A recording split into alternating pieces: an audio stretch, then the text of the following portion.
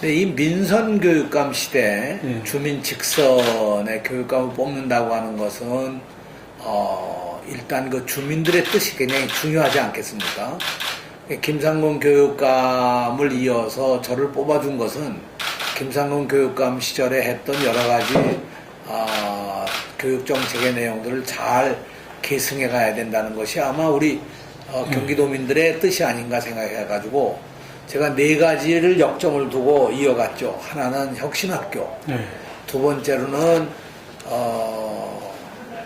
이 학생 인권 조례, 세 번째는 민주시민교육, 네 번째는 이제 무상급식, 이런 그 정책적인 내용들을 잘 계승하고 발전시키는 게 일단 기본적으로 주민들의 요구라고 저는 판단을 했습니다.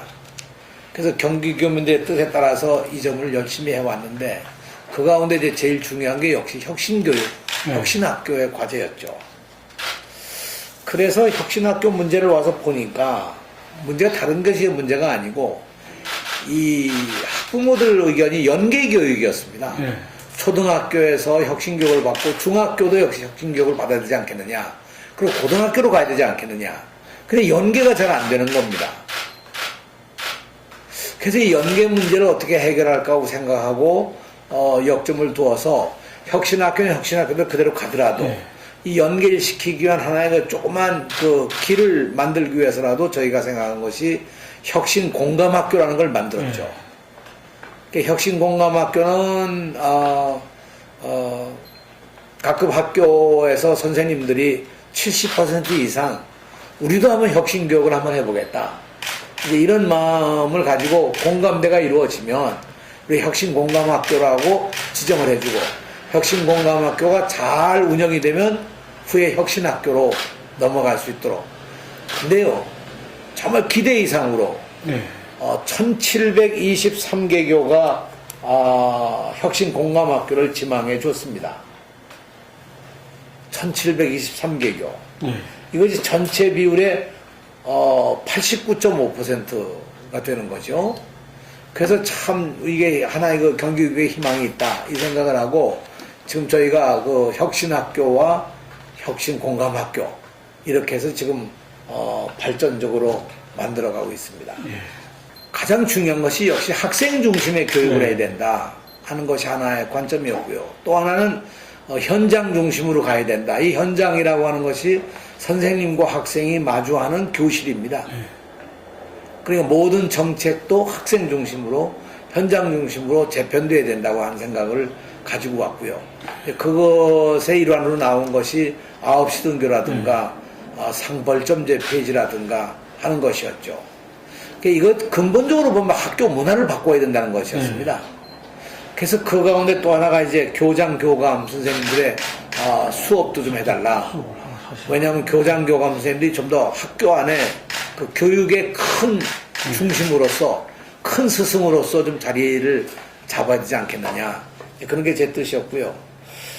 이런 가운데 이제 성과라고 하면 어떤 일정한 정도 학생 중심의 변화가 이루어졌다고 하는 것. 시 하나의 성과였고, 한계라고 한다면 역시 여러 제도적인 한계. 다시 말하면 실제로 교육 자치라고는 하지만 교육부의 아주 지나친 통제와 어떤 그 지침 때문에 실제로 교육의 자율성이라는 게 과연 있느냐 하는 것이 이제 문제로 되어 왔었고, 이 가운데 더 큰 문제가 이제 교육 재정의 한계. 이것이 큰 하나의 그 과제였었죠. 이게 한계라고 생각할 수 있고, 앞으로 제가 추진하려고 하는 것은 역시 가장 중요한 것은 혁신학교를 어떻게 성공적으로 경기도에 정착시킴으로 해서 경기도 교육의 미래를 만들어 갈 수 있겠느냐 하는 것이 이제 그 하나의 혁신교육의 한 부분입니다. 다시 말하면 학교를 중심으로 한 공교육을 어떻게 효율적으로 정말 이걸 교육의 효과를 만들어 있도록 해 나가느냐. 이게 이제 한 파트라고 하면, 제 또 하나의 욕심이 있다고 하면 학교 파악, 깨교육, 우리가 흔히 마을교육이라고 합니다만, 이 마을교육을 통해서 학생들이 학교 교육에서 받지 못한 어떤 부분들을 마을교육에서 보충해 갈 수 있도록 하는 것. 그것이 앞으로의 제 하나의 그 계획입니다. 이 양자가 잘 유기적으로 연계가 되면 정말 우리 학교 교육이 더욱 활성화되지 않을까 이렇게 판단을 한 거죠. 근데 꿈의 학교는 금년에는 이제 시범적으로 해서 쉬운 한개 학교가 다양하게 있는데 대체로 이제 학교 교과가 다루지 않는 분야들입니다. 학교 교과가. 그래서 여러 개의 학교들이 있습니다만 뮤지컬 학교도 있고 이런 예술 기획을 하는 그런 파트도 있고요. 의회 학교라고 있어서 의회가 어떻게 민주주의가 운영되나 이런 것도 보고 또는 심지어는 힐링 승마 학교도 있어서 이건 대단했어요. 우리가 80명 모집에 1200명이 지원했으니까 단위 학교를 넘어가지고 그렇습니다. 그 마을에서 신청을 받아가지고 여러 학교 애들이 같이 모이는 거죠. 그리고 이제 그 마을에 있는 교육 자원을 활용해서 운영하는 그냥 학교와는 별개로 마을에서 운영하는 학교입니다. 그러니까 이제 학부모님들 중에나 이렇게 좀 그런 능력을 갖추신 분들을 그렇습니다. 이제 그런 분들이 이제 그런 개인이거나 단체거나 이렇게 해서 단체가 하는 경우도 있고요. 예를 들면 YMC가 하는 것도 있고 또는 개인이 하는 경우도 있고 어떤 법인체가 하는 경우도 있고요. 그래서 재미있습니다. 아주 그 여러 형태의 학교들이 있어서 예를 들면 사진학교 같은 것도 있습니다. 이건 사진가 협회에서 운영을 하고 있는데요. 그래서 앞으로 계획은 이게 더 많은 학교가 만들어지는데 가장 중요한 핵심은 이 꿈의 학교는 학생이 직접 기획하고 이 진행하고 이 교육 과정을 주도해 나가는 그런 거죠. 그래서 학생들 스스로가 잘할 수 있고 하고 싶은 일들을 찾아서 하는 그겁니다. 근데 우리가 이제 예를 들면 학교 밖 청소년들 위한 학교들도 있습니다. 학교를 떠난 학생들을 어떻게 이걸 잘 우리가 학업으로 다시 돌아올 수 있도록 만들까 해서 그런 학교도 지금 저희가 의정부에서 운영하고 있죠. 사실 학생들이 왜 초등학교 졸업하고 중학교 가거나 고등학교 가면 제일 그 설레이는 게 하나의 교복 아니겠습니까? 그 학교의 특색과 이런 걸 나타내는 교복인데 교복값이 우선 비싸고 디자인도 그렇게 아름답지 못하고 그 교복도 일종의 패션인데 그런 의미에서 경기도의 그 도의 김영환 의원이 원래 제안을 해가지고 이 교복을 이 공동 구매하고 교복을 이 디자인을 새롭게 하는 그런 운동을 한번 벌이자 해서 경기도의 이제 섬유협회와 같이 힘을 모아가지고 이제 시작하게 된 거죠. 그래서 저는 학교마다 정말 특색 있고 아름다운 디자인에 경기도 섬유협회가 지원하는 이런 원단을 잘 활용하게 된다고 하면 정말 값싸게 되는데 대략 원가에서 한 이 30% 이상 인하할 수 있는 효과가 있다고 해서 학생들에게도 참 도움이 되리라고 생각합니다. 특히 경기도에는 섬유업계의 아주 메카이다시피 하고 특히 니트와 염색 분야의 경우는 아주 경기도가 상당히 앞서가고 있어서 이런 지역 경제에도 큰 도움이 되지 않겠느냐 이렇게 생각해서 이번에 이런 일을 벌리게 됐죠. 실제로요 학생들 부담이 커요. 하복 같은 경우에 지금 7만 원 가고요. 동복도 한 17만 원이 넘습니다. 그러니까 이것을 좀 한 30-40% 싸게 해준다. 이것도 가게에 좀 도움이 되겠죠. 네. 근데 저는 그런 것보다도 어떻든 학생들의 선택과 학생들에게 교육적으로 돼야 되지 않겠느냐. 이런 점에서 이제 경기도와 저희가 연정을 하고 하는데 실제 저는 이것이 지방자치라고 하는 것이 둘로 나눠져 있잖아요. 행정자치와 교육자치.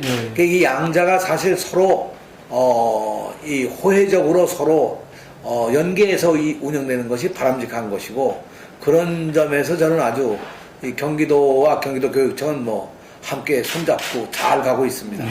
이제 당시에 이제 돌이켜보면 그 무상급식 같은 걸 너무 정치적 이슈로 해석을 해가지고 그렇게 됐는데 실제로 무상급식이라고 하는 것은 사실 교육적으로 의미가 있는 거거든요. 그래서 그렇게 해석해보면 아무 문제가 없습니다. 그래서 지금 그때 김문수 지사 때 지원하지 않던 그 무상급식의 지원도 남경필 지사가 오면서부터 다시 재개를 시작했죠. 그래서 뭐 아주 좋은 방향으로 나가고 있습니다. 그렇습니다. 작년에 제가 처음 와서 우리가 학생 중심으로 가자고 했는데 정말 학생들이 가지고 있는 그 마음 속에 전체 공감대가 뭐냐 이게 중요하지 않겠습니까? 그 작년에는 31개 시군의 초중고 학생에 이렇게 좀 선발을 해서 1000명이 모여서 토론을 했고요.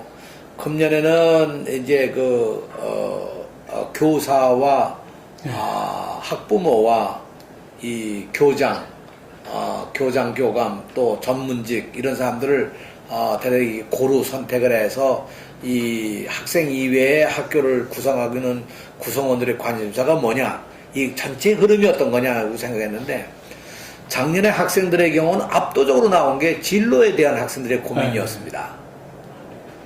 그 진로라는 게 단순히 뭐 어느 대학을 가느냐 어느 직업을 가느냐 이것도 중요하지만 정말 자기들의 삶을 어떻게 만들어가면 좋겠느냐 하는 그런 아주 비교적 철학적인 질문까지 포함해서 진로에 대한 것이 주종을 이뤘고요. 그래서 저희가 이제 진로 지원과도 만들고 학생들을 위한 그런 진로 교육을 좀 더 강화해 나가기 위한 방안도 구체적으로 설정이 돼 있고 이런 걸 위해서 실제 우리 학생들에게 좀 더 사회를 넓게 알게 하기 위해서 뭔가 필요하다. 이 세계를 보는 눈이 있어야 되지 않겠습니까? 그래서 세계 시민교육이라는 것도 지금 저희가 구상을 하고 있고요. 금년에는 역시 그 교육가족들의 의견은 가장 큰 이 합의됐다고 할까 흐름을 보면 소통입니다. 학교와 학부모 간의 소통, 교사와 교장 간의 소통, 또 교육청이나 교육감과 학교 현장과의 소통, 이런 소통이라는 문제가 굉장히 중요하다. 이런 소통을 통해서 뭔가 공동의 힘을 모아야 되는데 그런 게 좀 우리가 부족하지 않느냐는 지적이 있어서 그건 아주 저도 뭐 절감하고 어떤 소통을 위해서 저희가 체계에 있는 어떤 시스템을 만들자 이렇게 지금 준비해 가고 있습니다. 이명박 정부 들어서서 더 이제 심화된 것이었는데 예를 들면 자사고라든가 특목고라든가 이런 걸 이제 강화하면서 이 학교와 학교 간의 격차가 굉장히 심해지기 시작했습니다. 그리고 이렇게 그 심해지는 것은 동시에 지역과 지역 간에 다시 말하면 뭐 신도시와 이 농어촌 지역이나 이렇게 그 지역적으로 또 그것이 이 학교의 격차가 굉장히 심해지고요. 이것이 결국 학생들의 그 교육에도 굉장히 큰 영향을 미쳤다고 생각을 합니다. 이런 이제 교육 내적인 문제가 양극화의 하나의 큰 과제가 될 거고요. 두 번째로는 역시 우리 사회가 갖고 있는 분단 문제. 이 분단 문제가 역시 학교의 교육의 내용에도 영향을 미칠 뿐만 아니라 역시 이것이 갖는 그 영향이 굉장히 크기 때문에 이건 또 이 문제대로 또 우리가 해결을 해 가야 될 과제라고 그렇게 생각합니다. 세 번째 우리가 이제 이 양극화 문제를 얘기할 때 사실 양극화에 대립될 수 있는 건 다양화거든요. 그 다양화의 대안이 좀 부족하지 않았느냐, 교육적으로. 다시 말하면 학교를 계층화시킬 것이 아니라 정말 다양한 학교를 만들고 학생들이 그 다양한 선택을 할 수 있도록 가야 되는데 그런 학생의 선택폭도 상당히 줄어들어 있는 것이 아니냐. 이런 점에서 양극화라고 하는 문제를 극복해보자. 저희가 그렇게 구상하고 진행 중에 있습니다. 저는 사실 교육이라는 것이 개천에서 용나게 만드는 건 아니어야 된다고 생각하거든요. 그런데 이제 과거의 경우에 가령 옛날 이름으로는 고등고시라고 그러고 후에 사법고시가 되고 지금은 뭐 이제 로스쿨로 바뀌었습니다만 과거에 그런 국가의 등용문의 고시를 보면 옛날에 조선시대 때 과거 급제하면 정말 지금 말씀드린 팔자 고치는 것처럼 지금도 그런 사회적 이 불균형이 학교 교육에도 영향을 미치지 않았느냐. 근데 이건 근본적으로 아까 말씀드린 그 진로에 대한 고민을 애들이 하는 것처럼 어느 직업을 갖느냐, 뭘 하느냐. 하는 게 교육의 목적보다 어떻게 의미 있는 삶을 사느냐, 어떻게 행복하게 사느냐, 어떻게 가치 있는 삶을 사느냐, 그게 더 중요한 게 아니겠어요. 어느 직업을 갖느냐는 건 그런 일을 하는 하나의 수단인데, 마치 우리에겐 목적은 사라지고 수단만 가지고 이 교육을 규제해가고 있는 것이 아닐까, 이런 게 제일 안타까운 일이었거든요. 근데 실제로 오늘날 와서 보면, 아까 말씀하신 것처럼 가난한 집 아이들이 공부만 열심히 하면 못 된다. 지금 그런 사회가 아닙니다. 막 돈 많은 사람들이 그냥 돈 그냥 막 초대해서 100만 원, 500만 원, 1000만 원짜리 과외를 시키고 어쩌고 그래가지고 아이들을 이렇게 자꾸 막 강제로 만들어가는 그런 교육들을 시키고 있기 때문에 엄격히 얘기하면 그런 게 이제 뭐 사교육의 폐해라고 얘기할 수가 있지 않겠어요? 사교육도 일반적으로 그냥 사교육이라고 얘기하면 참 곤란할 거예요. 이런 고액과외 뭐 이런 것들이 이제 사회를 그냥 어렵게 만든 것도 됩니다만, 저는 이런 차원에서 교육을 정상화시킨다고 하는 것, 그것은 정말 우리 학생들이 자기가 잘할 수 있고 하고 싶고 행복해 할 수 있는 것들을 어떻게든지 만들어주고 이것을 자기 미래 삶의 기반으로 만들 수 있도록 해야 되지 않을까. 이거의 가장 중요한 방법이 역시 혁신학교였습니다. 혁신교육이라고 하는 것이 아이들이 행복해질 수 있는, 그래서 학교 생활 자체가 즐거운 학교를 만드는 그런 것이었거든요. 그런 의미에서 나는 지금도 역시 학생들에게 인생을 사는 길을 가르쳐 주는 것, 그것이 중요한 길이 아닐까 이렇게 생각을 합니다. 교육재정이 실제로 저희가 기본적으로는 국민이 내는 내국세에서 20.27%를 떼서 그걸 가지고 17개 교육청에 나눠줍니다.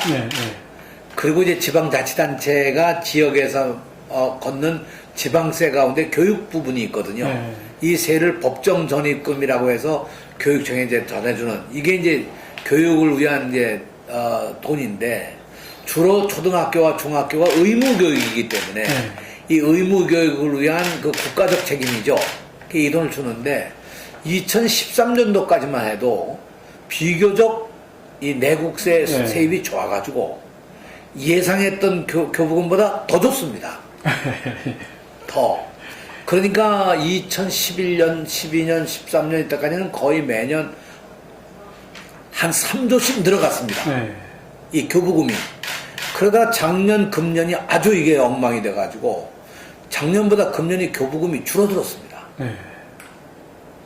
이제 이런 어려움이 지금 이제 오게 돼서 벼랑간에 이렇게 어려움이 왔는데 여기에 엎친 데 덮친다고 여기에다가 이 3세부터 5세까지의 영유아 보육사업, 이 사업 경비를 교부금, 보통 교부금에서 부담을 해라. 이렇게 정부가 시행령을 바꿨습니다. 영유아 보육법의 시행령을 바꿔가지고 이걸 강제를 하니까 우리 교육감들이 내는 것이 하나는 법률적으로 안 맞는다. 이 교부금이라고 하는 것은 학교 교육을 위해서 주는 건데 이게 어떻게 영유아 보육법의 시행령을 바꿨다고 해서 이 돈 가지고 우리가 이 3세부터 5세까지의 이 보육비를 댈 수가 있겠느냐. 교육감의 의무는 교육법상으로도 교육과 학예로 제한되어 있는데 어떻게 우리가 보육까지 우리가 담당을 하느냐. 더구나 어린이집의 경우는 보건복지부를 통해서 각 시도가 관할하고 있는 건데 우리 관할도 아닌데 그거 가지고 어떻게 또 맞느냐. 이게 이제 금년도에 벼랑간에 이 3세부터 5세까지 영유아에 대한 보육 사업을 이렇게 정부가 강제하면서 문제가 일어난 거죠. 이거를 교육청에 보통 교금에서 다 부담해라. 전국적으로 보면 4조가 넘습니다. 경기도의 경우는 1조가 넘는 거고요. 그래서 그것 때문에 작년에 어려움이 있었고 내년도 예산도 역시 또 어려움이 있습니다. 이걸 의무 편성을 하고 그러니까 문제가 커진 거죠. 우리는 두 가지입니다. 하나는 법적 근거가 없다. 이 교육감이 이걸 보육을 담당할 법적 근거가 없다. 두 번째, 교부금 자체가 법률적으로 학교와 학생들을 위해서 주는 것이지 영유아 보육을 위해서 주는 건 아니지 않느냐. 영유아 보육법의 시행령을 바꿨다고 해서 교부금에 부담시킬 수 없는 거다. 이게 이제 법적 근거가 없다는 거에 가장 중요한 두 가지의 내용이고요. 세 번째는 현실적으로 교부금이 줄어드는데 현실을 맡을 수가 없는 겁니다, 이걸. 그런 어려움이 있어서 지금 현재 이 문제는 법률적인 문제와 함께 이런 이제 현실적인 과제가 있는데, 세 번째는 무슨 문제가 있냐면요, 교육비는 딱 법에 한정되어 있습니다. 내국세의 20.27%의 교부금 플러스 광역시도단체가 주는 이 전입금, 기초까지도 마찬가지죠. 이걸로 한정되어 있거든요. 다른 세입이 없습니다. 그러니까 누리과정을 하거나 이 인상 요인이 생겨서 도저히 보통 교부금은 감당할 수 없는 부분이 생기면 국고보조가 있어야 되는데 국고보조할 수 있는 법적 근거가 없습니다. 이게 이제 여러 가지 어려운 과제들이죠. 그래서 이거를 우리 교육감협의회에서 작년부터 뭐 강력하게 논의도 하고 제안도 하고 저도 뭐 교육부총리도 만나고 그 기재부의 뭐 차관도 만나고 심지어 국회의장도 만나고 부의장도 만나고 뭐 이 여러 국회의원들 만나면서 설득을 하고 하는데 방안이 잘 안 쓰는 겁니다. 그래서 이제 금년도에도 이게 큰 하나의 문제가 되는데, 여기서 경기도의 경우는 또 하나 어려운 점이 교부금이 이렇게 오면 이 교부금을 각 시도의 교육청에 나눠줄 때 이게 기본적으로 학생의 교육 규모가 가장 우선적으로 기준이 돼야 되지 않겠습니까? 지금 시도에 나가는 교부세는 아주 100% 규모에 의해서 줍니다. 인구와 면적에 따라서. 그리고 나머지는 다 이 시도에서 알아서 그 분할을 쓰는데, 우리는 그 반대로 47가지 기준에 따라서 이 교부금을 나눠가지고 교육과 나눠서 일방적으로 각 시도에 나눠주는 거죠. 그러다 보니까 우리는 교부금이 배정되는 것이, 이 교육 규모가 26%가 넘는데, 전국에. 실제로 우리한테 온 거는 21% 내지 22%밖에 우리한테 안 오거든요. 그러니까 근본적으로 이 배분의 기준에 문제가 있다. 이 문제 제기도 저희가 교육부에다 이제 한 겁니다. 뭐 그거에 대해서 이제 학생 비율을 좀 더 높이겠다, 이런 정부의 발표가 있었는데 얼마나 효과가 있을지 잘 모르겠습니다. 우선 통일부하고 이제 지속적으로 저희가 학생들을 위한 통일교육 어떻게 할 거냐는 문제를 논의를 하고 있는 과정에 있고요. 그전 통일부에게 하여튼 이 학교가 이런 통일교육, 평화교육을 할 수 있도록 지원도 하고 협력을 좀 했으면 좋겠다는 얘기를 전했습니다. 그래서 그렇게 가야 옳다고 생각하고요. 두 번째로는 이 평화교육을 제대로 시키려면 역시 교재가 필요하지 않겠습니까? 그래서 우리가 이름하여 평화시민교육, 평화시민교육을 위한 교재를 지금 이 제작 중에 있습니다. 그래서 제가 아까도 잠깐 말씀드렸습니다만 민주시민교육, 평화시민교육, 세계시민교육, 이렇게 세 가지를 저희가 완성을 하게 되면 학생들의 그 일종의 사회교육에 대단히 중요한 교재를 만드는 것이라고 생각하는 거죠. 앞으로도 저는 이 통일교육에 대해서는 좀 더 평화교육에 대해서, 통일교육에 대해서 좀 강화해 나갈 그런 계획입니다. 우선은 성문제 특별대책기구를 감사관실 내에 이제 설치를 지금 하고 있고요. 두 번째로는 각 학교마다 이 문제를 현장에서 해결할 수 있는 시스템을 좀 만들자. 그래서 아직 성안은 안 됐습니다만 준비 중에 있습니다. 그리고 9월부터는 성폭력 전담 신고센터를 만들어서 운영할 계획이죠. 아까 얘기를 좀 잘못했는데, 그 성문제 특별대책기구는 교육감 산하에 저희들이 이제 만들고, 성폭력 전담 신고센터를 감사관실에 만들어서 여성시민감사관, 여성장학사 등이 이 전담해서 이 성폭력 문제를 다뤄나가려고 생각합니다. 근데 이게 무엇보다도요, 예방이 중요합니다.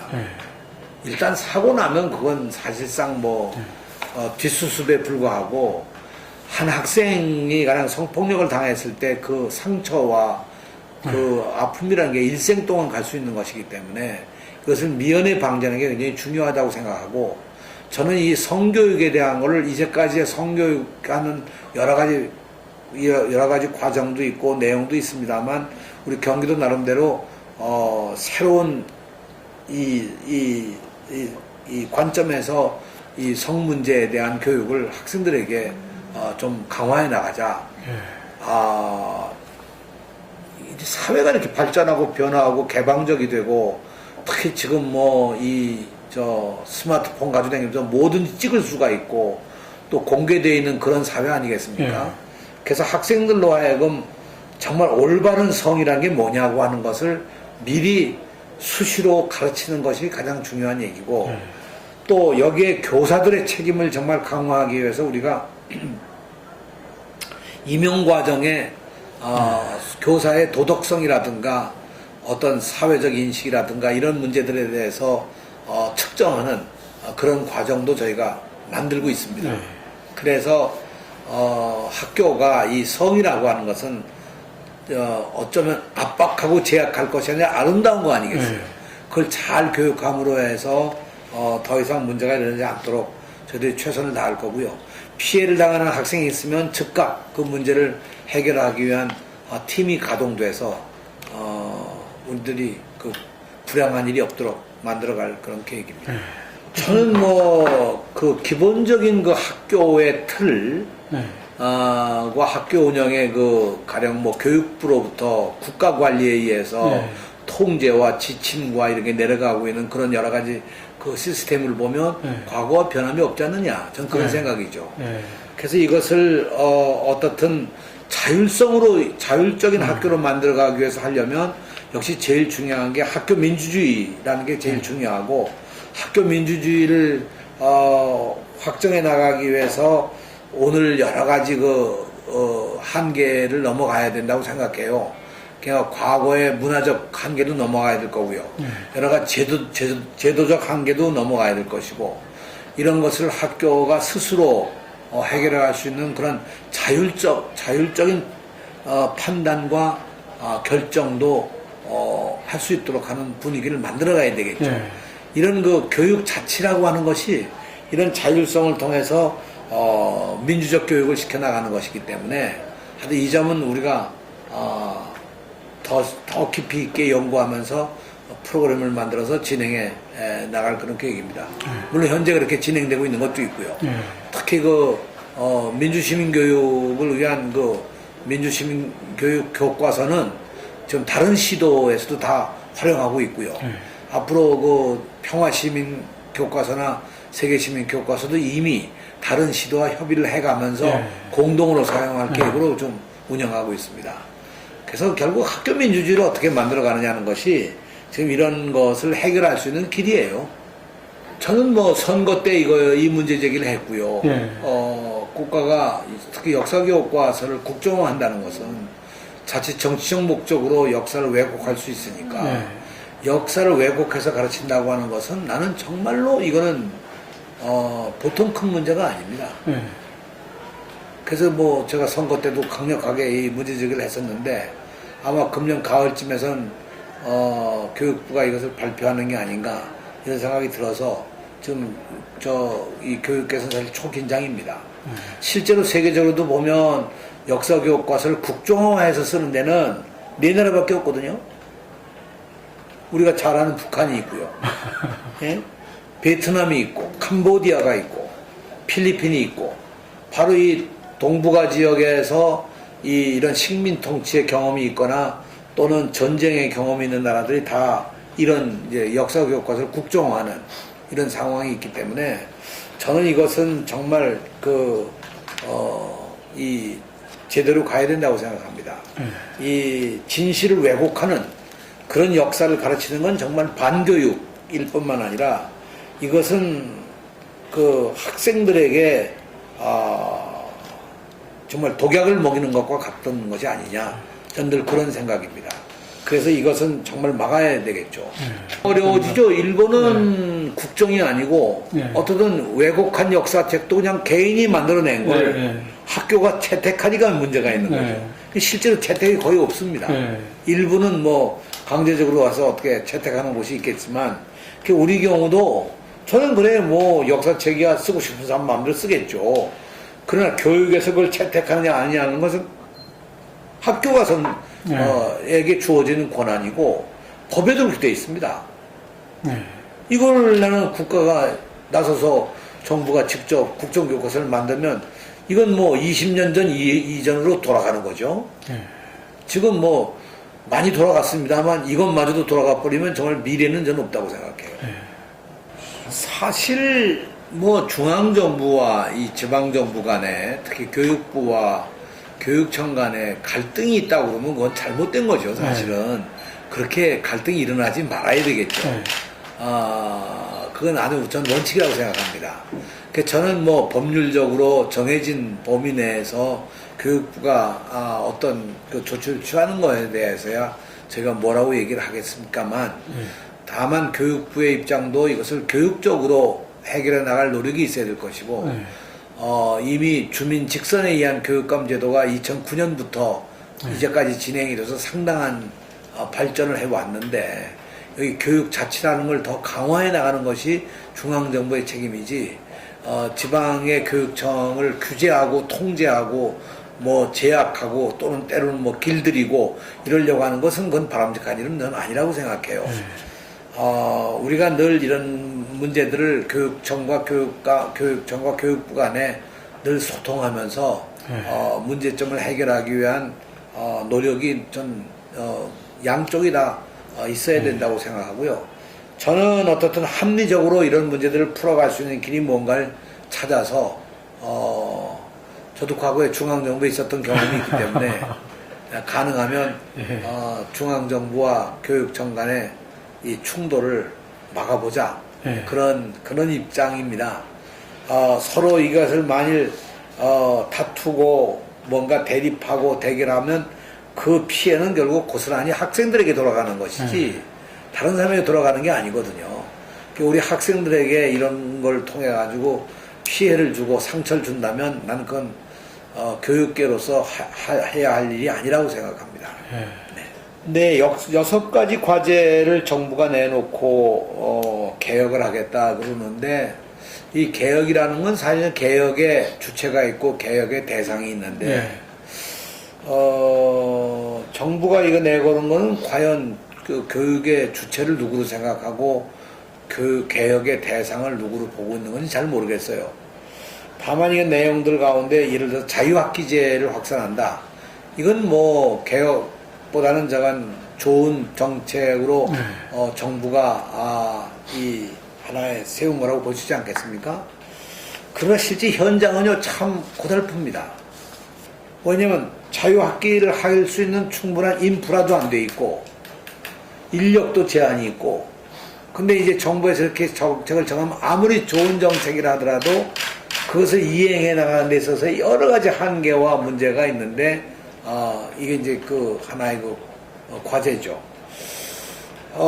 공교육 정상화라는 얘기는 수없이 해왔습니다만 전 공교육 정상화의 제일 중요한 것은 학생들이 학교 가기를 즐거워해야 돼요. 그 학교 가서 행복한 학교가 돼야 되고요.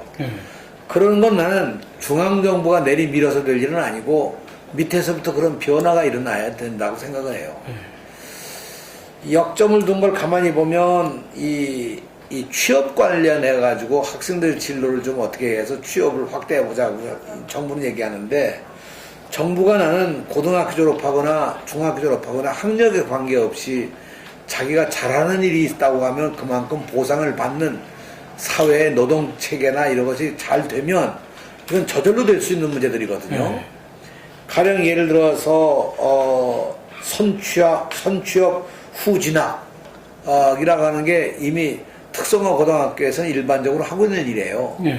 근데 이 학생들이 일단 취업했다가도 얼마 안 있어서 포기하는 이유가 미래가 없다는 거거든요, 자기들이. 미래가 없다. 그럼 왜 이 학생들이 미래가 없다고 그럴까? 우선 고졸자로서 갖는 한계가 너무 크다는 거죠. 그러니까 할 수 없이 한 1년, 2년 있다가 대학을 가거든요. 그러니까 이렇게 돼가지고는 도저히 고등학교 졸업생들이 진로라든가 여기에 갈 수가 없다. 여기 보면 여러 가지 가운데 뭐 사회 수요 맞춤형 인력을 고등학교 때부터 양성을 한다. 일 학습을 병행해서 하는 이런 병행제를 도입을 하겠다. 선취업 후진하겠다. 이거 다 진로와 취업과의 관계인데 저는 일은 무슨 일을 하든지 그 일을 할 수 있다는 것이 행복한 사회가 되고 어떤 직업을 가지든 그 직업에 의해서 사람을 규정하지 말고 그 인격과 그 삶의 자세를 가지고 평가하는 그런 사회가 되면 다시 말해서 삶을 보다 더 가치 있게 살 수 있는 그런 사회를 만들어가는 게 정말 더 효율적이지 않을까. 그 이런 정책은 실제 저는 대체적인 내용을 보면 좋은 정책들입니다. 학교가 이거 다 지금 하고 있습니다. 현장에서. 그 하고 있는 걸 좀 이렇게 정부가 지원해 줄 수 있으면 더 좋겠다는 생각이고요. 절대 학교를 혁신의 대상으로 좀 보지 말고, 오히려 학교가 잘해 나가는 걸 잘 이렇게 도와주고 협력해주는 그런 방향에서 갔으면 좋고, 그렇게 갈 수 있도록 사회 구조를 바꿔주면 더 근본적인 문제 아니겠습니까? 이게 저는 아주 중요한 과제라고 생각합니다. 제가 이 얘기를 하면서 대체로 한 3가지 관점입니다. 하나는 기초학력 부진 학생들에게 어떻게 그것을 극복해 나갈 수 있는 구체적이고 적극적인 프로그램을 통해서 이것을 해 나갈 수 있겠느냐 해서 몇 가지 지금 진행 중입니다. 프로그램이 이미 또래들이 같이 도와주는 프로그램, 혹은 대학 동아리들이 와서 도와주는 프로그램, 계절 학기 때 이 학생들을 위해서 기초학력이 모자란 학생들이 이걸 따라잡을 수 있도록 어떤 특별 프로그램을 운영하는 그런 것들. 근데 보다 더 체계 있는 시스템을 만들어서 하는데 이 기초학력이 좀 부족하다는 것을 사실 조기 진단이 제일 중요합니다. 그리고 그 원인이 뭐냐는 것도 밝히는 게 제일 중요하고요. 그 관계 것도 지금 저희 실무적으로 다 지금 만들어가고 있고 일부는 시행을 하고 있는 과정이죠. 학생들이 어떻든 중학교 2학년 때 절대 포기하지 않도록 하는 것.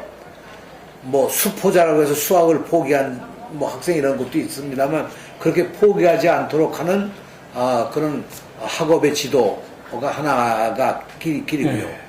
두 번째는 역시 학생들이 나는 뭘 잘할 수 있지, 뭘 잘하면 행복할 수 있지 하는 자기 자신을 발견하는 것. 이게 두 번째로 굉장히 중요한 거라고 생각합니다. 근데 제가 이 말씀 드리는 이유가 지역현안협의회 다니면서 학생들 가운데 몇몇이 이런 얘기를 하더라고요. 고등학교까지 올 때까지 자기는 정말 내가 뭘 잘하는 거고 뭘 해야 되는 건지 모른다는 거죠. 초등학생이 나와서 뭘 질문이 왜 공부해야 되는 거예요? 가르쳐주는 사람이 없다는 겁니다. 그러니까 이런 학생들에게 뭘 잘할 수 있고 뭘 해야 되고 하는 동기를 만들어주는 것. 그건 난 대단히 중요한 학생들을 포기하지 않는 것이라고 생각합니다. 이제 세 번째로는 중요한 것이 학생들은 그렇다 치고 학교가 포기하면 안 되거든요. 가령 선생님들이 교실에서 학생들 어느 누구도 포기하면 안 된다고 생각합니다. 또 저희는 교육청에서 어떤 학교도 포기하면 안 되겠죠. 지금 자꾸 우리가 줄 세우기 위해서 뭐 1등 가는 학교들 막 이렇게 하는데 저는 그건 반대입니다. 오히려 밑에 있는 학교들을 어떻게든 혁신 학교라도 만들어서 이것이 좀 좋은 학교로 변화할 수 있는 길을 열어주는 게 사실 저에게 필요한 거죠. 그래서 그런 몇 가지 단위 위해서 저희가 단 한 명의 학생도 포기하지 않는 교육을 하겠다고 하는 전제를 가지고 지금 정책을 펴나가고 있습니다.